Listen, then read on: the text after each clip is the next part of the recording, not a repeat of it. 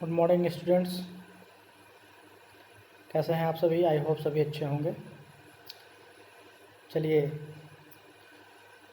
हम लोग अभी तक बेसिक इलेक्ट्रिकल पढ़ रहे हैं, मूलभूत विद्युत। उसमें हम लोगों ने कुछ बातें मैंने आपसे शेयर की हैं, जैसे कि रेसिस्टर क्या होता है, लॉ ऑफ रेसिस्टेंस क्या है, उसके बाद एलिमेंट्स के कितने टाइप होते हैं, ये सभी हम लोग डिस्कस कर रहे थे। कल मैंने आपको बताया था कि जो elements, active elements, passive elements, linear elements, non linear elements, time variant elements, time invariant elements, आज थोड़ा सा हम लोग उसको डिस्कस करेंगे डिटेल में। ठीक है, देखिए, एक्टिव एलिमेंट्स मैंने आपको बताया था कल कि ऐसे एलिमेंट्स जो कि ऊर्जा को सप्लाई करते हैं, एनर्जी को सप्लाई करते हैं, है ना, फॉर अ लॉन्ग टाइम, एक लंबे समय तक ऊर्जा को प्रदान करते हैं, ऊर्जा देने में सक्षम होते हैं, और जिनके अंदर एम्प्लीफिकेशन की प्रॉपर्टी, एम्प्लीफिकेशन का गुण होता है, मतलब कि प्रवर्धन का गुण होता है। एग्जाम्पल में मैंने आपको बताया था, जैसे वोल्टेज सोर्स हो गया, करंट सोर्स हो गया, ट्रांजिस्टर्स हो गए, ऑपरेशनल एम्पलीफायर्स हो गए। ठीक है, कल हम लोगों ने डिस्कस कर लिया था। उसके बाद हमारा अगला हमने बताया पैसिव एलिमेंट्स। ऐसे एलिमेंट्स होते हैं जो कि एनर्जी को एब्जॉर्ब करते हैं, एनर्जी का अवशोषण करते हैं। ठीक है, और इसका एग्जांपल जो मैंने बताया था, जैसे कि रेसिस्टर हो गए, इंडक्टर हो गए, कैपेसिटर हो गए, डायोड हो गए, ट्रांसफार्मर हो गए, ये सभी। ठीक है, ट्रांसफार्मर को आप ये मत समझिएगा कि वो ऊर्जा को सप्लाई करता है, बिल्कुल नहीं। ट्रांसफार्मर होता क्या है, देखिए, ट्रांसफार्मर जो होता है, ट्रांसफार्मर केवल ऊर्जा के लेवल को, वोल्टेज लेवल को, चाहे उसके करंट लेवल को घटाता या बढ़ाता है। ठीक है, ऊर्जा को सप्लाई नहीं करता वो। अगर हम ट्रांसफार्मर की बात करें तो ट्रांसफार्मर लेते हैं। ठीक है, इधर हम क्या लगाते हैं, लोड लगाते हैं, और इधर हम क्या करते हैं, सप्लाई कनेक्ट करते हैं। ठीक है, इनपुट सप्लाई।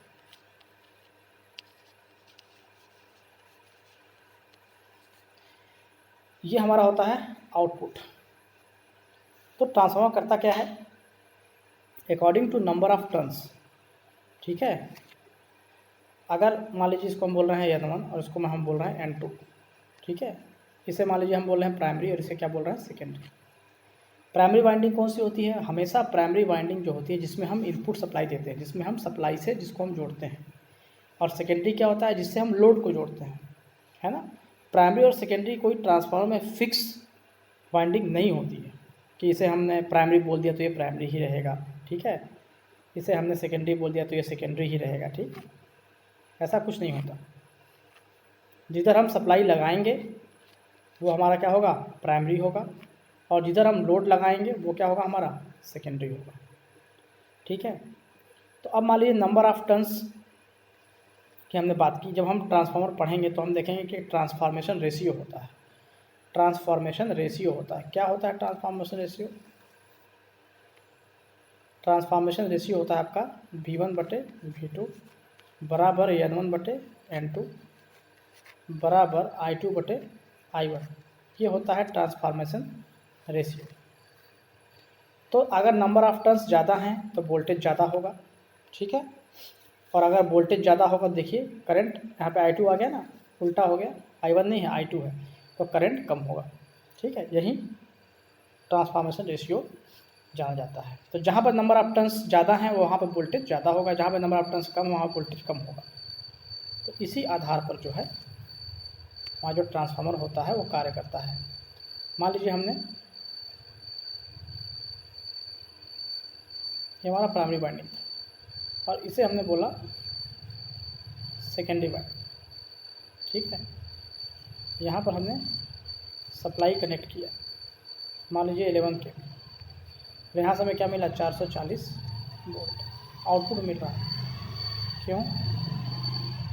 क्योंकि नंबर ऑफ टर्न्स देखिए N1 में ज़्यादा है और N2 में कम है। नंबर ऑफ टर्न्स N1 में ज़्यादा है और N2 में कम है, तो V1 ज़्यादा होगा V2 से।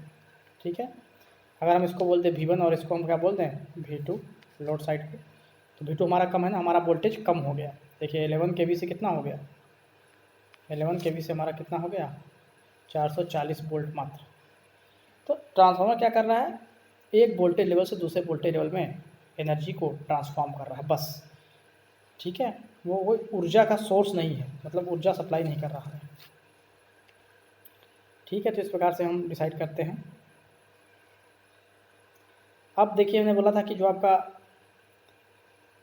चूँकि पैसिव एलिमेंट ऊर्जा को सप्लाई नहीं करते हैं, ऊर्जा को स्टोर करते हैं, या तो ऊर्जा को डिलीवर करते हैं या तो ऊर्जा को डिसिपेट करते हैं। रेसिस्टर क्या करता है आपका, रेसिस्टर क्या करता है, रेसिस्टर जो है वो ऊर्जा को I²R/T उष्मा ऊर्जा के रूप में क्या करता है, डिसिपेट कर देता है। तभी तो हमें जब हीटर जलाते हैं तो हमें उष्मा ताप महसूस होती है। ठीक है, इंडक्टर क्या करता है, इंडक्टर जो होता है वो ½ Li² के रूप में, ½ L × I का स्क्वायर, L जहाँ पर क्या है इंडक्टेंस है, I क्या है करंट है, इसके रूप में ऊर्जा को अपने अंदर संचित कर लेता है ना, तभी तो चुंबक बनता है ना। उसी प्रकार से अगर हम देखें कैपेसिटर, कैपेसिटर क्या करता है, वो आवेशों के रूप में, चार्ज के रूप में ऊर्जा को एकत्रित कर लेता है। देखते हैं जब आप कैपेसिटर बनाते हैं तो आप बोलते भैया ये इसका एक पॉजिटिव प्लेट है और ये एक नेगेटिव प्लेट है। इसका मतलब क्या है, इस प्लेट में पॉजिटिव चार्ज और इस प्लेट में नेगेटिव चार्ज क्या है, स्टोर है ना, ये कैपेसिटर है आपका। ठीक है, तो ये आवेशों के रूप में ऊर्जा को एकत्रित कर लेता है। तो ये सभी पैसिव होंगे क्योंकि ये ऊर्जा प्रदान नहीं कर रहे हैं बल्कि ऊर्जा को संग्रहित कर ले रहे हैं, स्टोर कर ले रहे हैं। ठीक है, चलिए लीनियर एलिमेंट अगला हमारा क्या है। अब हमने एक्टिव पैसिव देख लिया, अब हम लीनियर नॉन लीनियर देखेंगे। पहला दूसरा प्रकार जो है लीनियर और नॉन लीनियर। तो सबसे पहले हम लीनियर की बात करते हैं। ठीक है, लीनियर एलिमेंट क्या होता है, जो भी ओम्स लॉ को फॉलो करेगा। ओम्स लॉ क्या कहता है, ओम्स लॉ आपको पता है ना कि किसी भी बंद परिपथ में चालक के सिरों पर लगाएगा विभवांतर उसमें प्रवाहित होने वाली धारा के अनुक्रमानुपाती होता है। यदि ताप, दाब, ये सभी भौतिक परिस्थितियाँ क्या हो जाए, नियत हो, कांस्टेंट हो, तो V is directly proportional to I होता है। मतलब हम जब ग्राफ ड्रॉ करेंगे V और I के बीच में, तो V बराबर I × R, जहाँ पर R क्या है, एक नियतांक है। तो ये जो R है यही R होता है, स्लोप होता है। क्या होता है, स्लोप। ठीक है,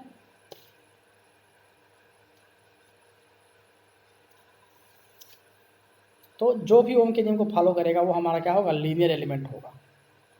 ठीक है, तो यहाँ से हम देखते हैं कि हमारे कौन कौन से एलिमेंट लीनियर हैं। ठीक है, रेसिस्टर आपको पता ही है, रेसिस्टर की बात करें तो वो तो ओम्स लॉ को फॉलो करता है, इसलिए वो लीनियर एलिमेंट है।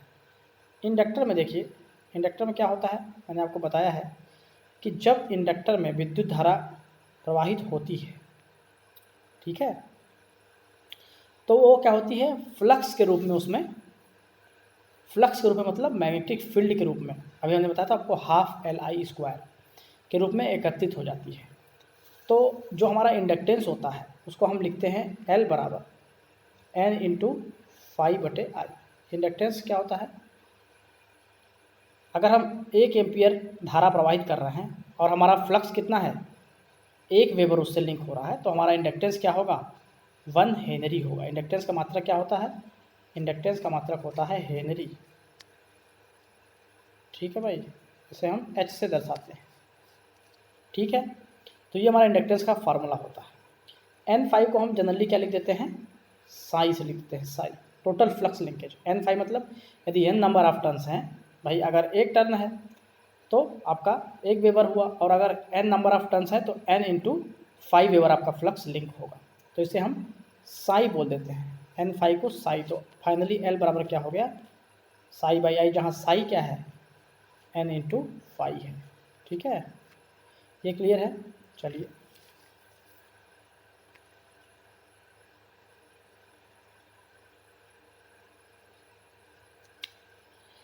अब देखिए जैसे जैसे हम सप्लाई देते जाएंगे किसी भी कॉइल को, मान लीजिए कोई इलेक्ट्रोमैग्नेट का एग्जांपल लिया हुआ है यहाँ पर, ठीक है, कोई इलेक्ट्रोमैग्नेट है, लोहे की एक बार है, उस पर हमने क्या किया है, कॉइल को लपेटा है ऐसे, ठीक है, आप देख पा रहे हैं, और हमने करंट को सप्लाई किया। नंबर ऑफ टर्न्स कितने हैं, n है मान लीजिए, ठीक।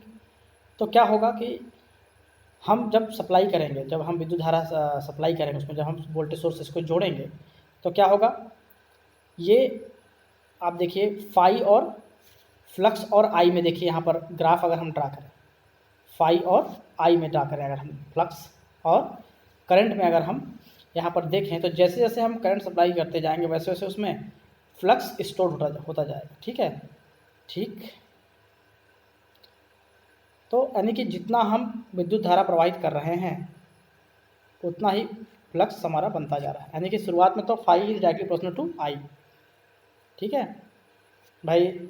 नंबर ऑफ टर्न्स उसके फिक्स हैं, ठीक, नंबर ऑफ टर्न्स उसके फिक्स हैं और इंडक्टेंस भी फिक्स है हमारा, तो I is directly proportional to phi हो जाएगा भाई। यहाँ से आप देखिए इस वाले फार्मूला से L इंटू आई बराबर एन फाई, सर यहाँ लिख देता हूँ, फार्मूला क्या बोल रहा है आपका, L इंटू आई बराबर एन फाई, ठीक है। अब आप I बराबर n बटे L इंटू फाई, अब अगर इसको आप कांस्टेंट मान ले रहे हो तो I is directly proportional to phi हो रहा है ना। तो वहीं तो हम जब विद्युत धारा को प्रवाहित करेंगे, मतलब इसमें कोई भी वोल्टेज सोर्स लगा के जब धारा को प्रवाहित करेंगे यहाँ से, ठीक है, तो क्या होगा, हमारा उसी प्रोपोर्शन में जैसा हमारा करंट फ्लो होगा उसी प्रोपोर्शन में हमारा फ्लक्स बनता जाएगा नहीं बनता जाएगा, ठीक है, उसी प्रोपोर्शन में हमारा फ्लक्स भी बनता जाएगा, ठीक।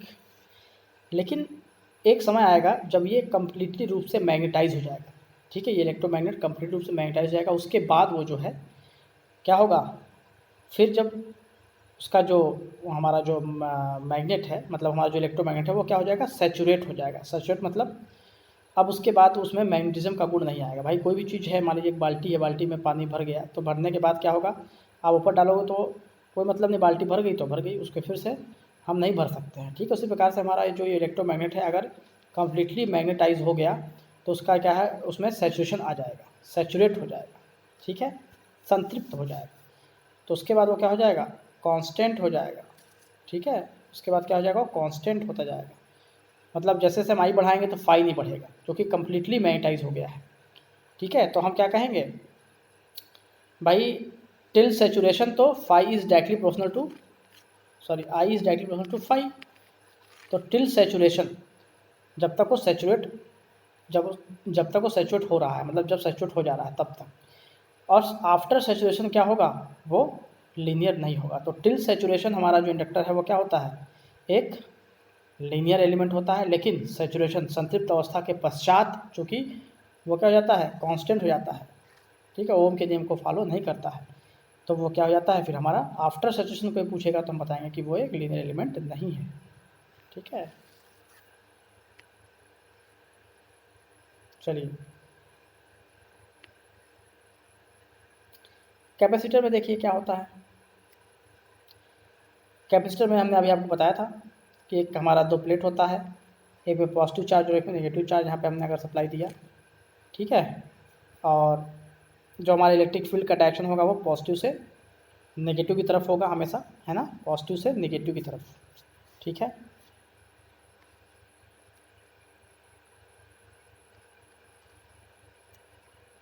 देखिए आप, ठीक,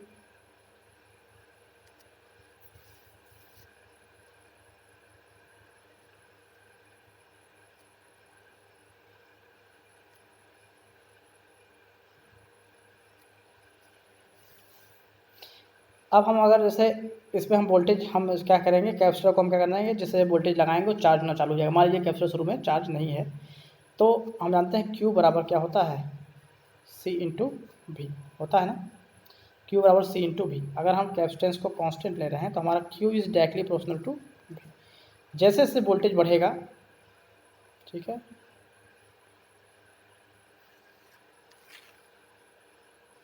जैसे जैसे आपका वोल्टेज बढ़ता जाएगा वैसे वैसे चार्ज भी स्टोर होता जाएगा, चार्ज बढ़ता जाएगा, है ना। लेकिन एक समय आएगा जब कैपेसिटर क्या होगा, कम्प्लीटली चार्ज हो जाएगा, ठीक है। जैसे जैसे हमारा चार्ज वोल्टेज बढ़ाते जाएंगे, चार्ज बढ़ता जाएगा, इलेक्ट्रिक फील्ड बढ़ता जाएगा, लेकिन एक समय ऐसा आएगा कि हमारा कैपेसिटर कम्प्लीटली चार्ज हो जाएगा और हमारा जो इलेक्ट्रिक फील्ड है वो कांस्टेंट हो जाएगा, ठीक है। हमारा इलेक्ट्रिक फील्ड कांस्टेंट हो जाएगा तो हमारा क्यू भी जो चार्ज है वो भी कांस्टेंट। भाई जब कम्प्लीटली जब कैपेसिटर चार्ज होगा तो चार्ज बढ़ेगा नहीं, हम वोल्टेज कितना ही बढ़ाते जाएँ, ठीक है। तो वही इसमें भी वही बात हो जाती है कि जब तक सैचुरेट नहीं हो रहा है हमारा, तब तक क्या है, हमारा कैपेसिटर भी एक प्रकार से लीनियर एलिमेंट है। लेकिन जब एक समय ऐसा आएगा जब हमारा इलेक्ट्रिक फील्ड कांस्टेंट हो जाएगा, यानी कि चार्ज भी कांस्टेंट हो जाएगा, वो चार्ज स्टोर नहीं करेगा, तब हम क्या बोलेंगे कि वो लीनियर एलिमेंट नहीं रहेगा, ठीक है। तो आपने क्या सीखा, कैपेसिटर और इंडक्टर क्या है, लीनियर एलिमेंट हैं, लेकिन कब तक, टिल मटेरियल सैचुरेशन, ठीक है, उसके बाद नहीं। चलिए अच्छी बात है।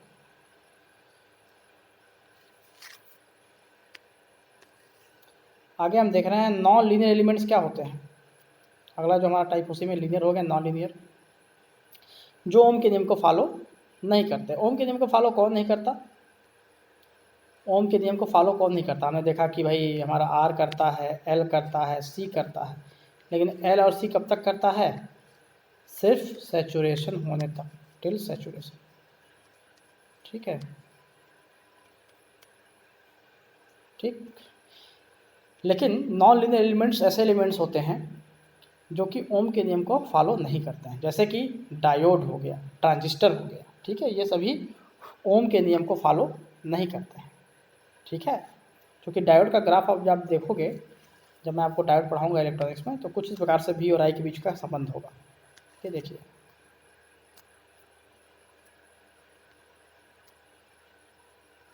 ठीक, ये I है और ये V है, ठीक है। पोटेंशियल बैरियर तक तो उसमें विद्युत धारा का प्रवाह नहीं होगा, इसको हम फॉरवर्ड बायस बोलते हैं, डायोड के लिए फॉरवर्ड बायस होता है, ठीक है। मान लीजिए हम सिलिकॉन की बात कर रहे हैं और जर्मेनियम डायोड की बात कर रहे हैं। जर्मेनियम डायोड के लिए जो पोटेंशियल बैरियर का मान होता है वो कितना होता है, 0.3 वोल्ट। सिलिकॉन के लिए 0.7 वोल्ट, यानी कि 0.3 वोल्ट का जब पार करेगा हमारा जर्मेनियम डायोड, जब तक तो कोई करंट नहीं, लेकिन उसके बाद एकाएक हमारा करंट बढ़ जाएगा। उसी प्रकार से सिलिकॉन डायोड के लिए भी 0.7 तक कोई कंडक्शन नहीं, कोई करंट फ्लो नहीं हो रहा है, ठीक है, सॉरी।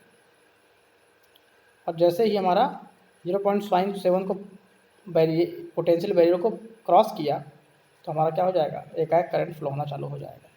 तो ये कहीं से भी लीनियर इस टाइप का नहीं है, लीनियर नहीं है। तो इसलिए हमारा जो डायोड और ट्रांजिस्टर्स होते हैं ये सभी क्या होते हैं, और ट्रांजिस्टर भी तो हमारा डायोड से मिल के बना होता है ना। ट्रांजिस्टर कैसे बना होता है, मान लीजिए हमने एक PN जंक्शन डायोड लिया, ठीक है, और एक फिर से PN जंक्शन डायोड लिया, बैक टू बैक जोड़ दिया, ठीक है। तो इस प्रकार से हमारा क्या बन जाता है, ये एरिया कॉमन हो गया, तो ये बन गया हमारा क्या, PNP ट्रांजिस्टर, PNP ट्रांजिस्टर। तो इसके भी कैरेक्टरिस्टिक्स लगभग डायोड के जैसे ही रहेंगे ना। तो इसलिए जो है हमारा डायोड और ट्रांजिस्टर्स लीनियर एलिमेंट नहीं है। चलिए अगला टॉपिक ले लेते हैं जल्दी से, time variant and time invariant. Time variant, variant मतलब वेरी होना, ऐसे एलिमेंट्स जो समय के साथ बदलते हैं। देखिए, materials which properties does not change with time called time invariant elements, ठीक है, call time invariant elements and vice versa. समय के साथ जिनकी प्रॉपर्टी चेंज नहीं होती है वो तो टाइम इनवेरिएंट है, जो कि वेरी नहीं हो रहा है, और समय के साथ जिनकी प्रॉपर्टी चेंज हो जाएगी वो क्या हो जाएंगे, टाइम वेरिएंट। टाइम इनवेरिएंट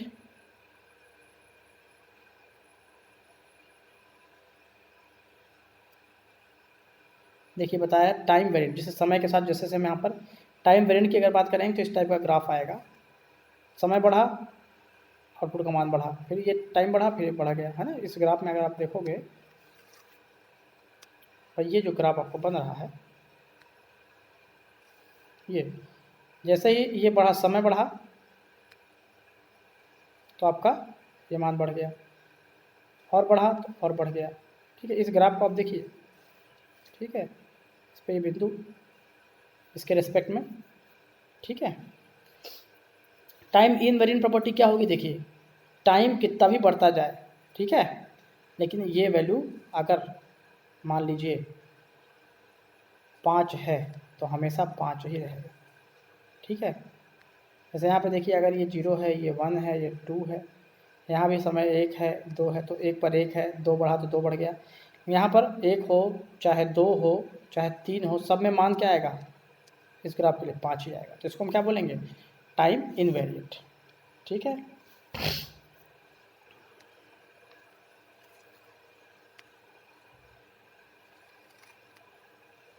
तो इस प्रकार से आप समझेंगे बातों को। आज मैंने आपको एलिमेंट्स का परिचय दिया कि एलिमेंट्स जो हम लोग जो पढ़ते हैं, है ना, बेसिकली कितने प्रकार के एलिमेंट्स होते हैं हमारे इलेक्ट्रिकल सर्किट्स में। हमारा इलेक्ट्रिकल सर्किट्स कंटिन्यू रहेगा, ठीक है। और भी बेसिक्स को पढ़ेंगे, कुछ क्वेश्चंस करेंगे। जल्दी मैं आपको आपके जो बैक पेपर्स हैं उसके लिए, बैक पेपर हो रहे हैं जो फर्स्ट ईयर और सेकेंड ईयर के लिए, उससे के लिए मैं कुछ प्रैक्टिस क्वेश्चंस जो हैं आपके लिए ऑब्जेक्टिव वो करवाऊँगा। सभी लोग क्लासेस देखते रहिए, रेगुलरली वॉच करते रहिए, ठीक है। आज की क्लास करने के लिए धन्यवाद।